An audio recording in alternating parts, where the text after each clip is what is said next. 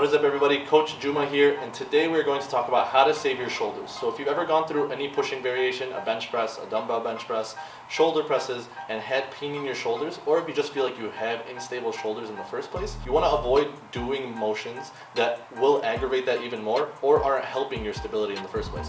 So we want to strengthen the shoulder joint. We want to make sure that it is in a strong position because it's very easy for shoulder stability to be compromised. We're going to go through a simple banded shoulder warm-up to show you what you should do prior to your upper body pushing days, as well as a few exercise variations that you can find helpful so that you are still building strength across your pushing movements without putting extra stress on your shoulders. The first resistance band warm-up that we are going to go through, I like to call the banded giant set. So you're going to take a regular resistance band, hold it about shoulder width apart with straight arms, and we're going to do wraparounds 10 times first. So while you do these wraparounds, you want to make sure that your elbows are relatively locked, not overextended, but locked, going back and forth, touching your thigh on both sides.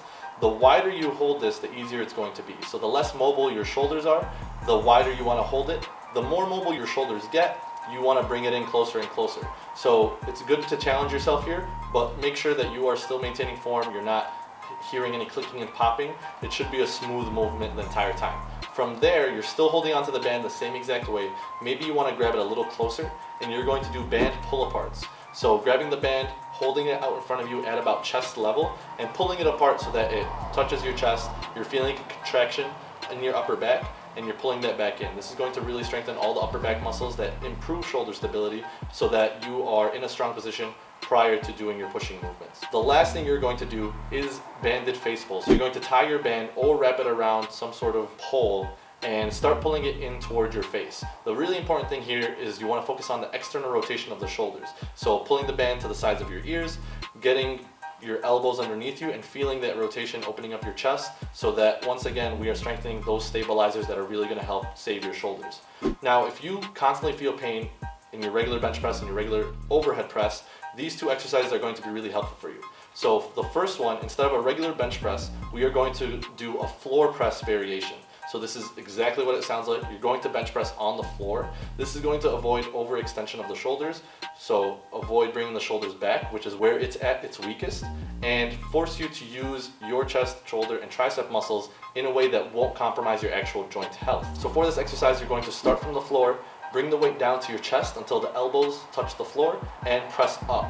You want to make sure that your rib cage is flexed downward and touching the floor while you do this. If you want to make this more difficult and recruit extra core muscles to make this movement work, you can elevate your legs, either one or both, while you are doing this movement so that you can feel a good core burn while you are doing your bench press. Now a good shoulder saving exercise for the overhead press is going to be a landmine press. We're going to do a half kneeling landmine press for this one. This one's going to be a good one because it avoids overextension of the shoulder once again overhead.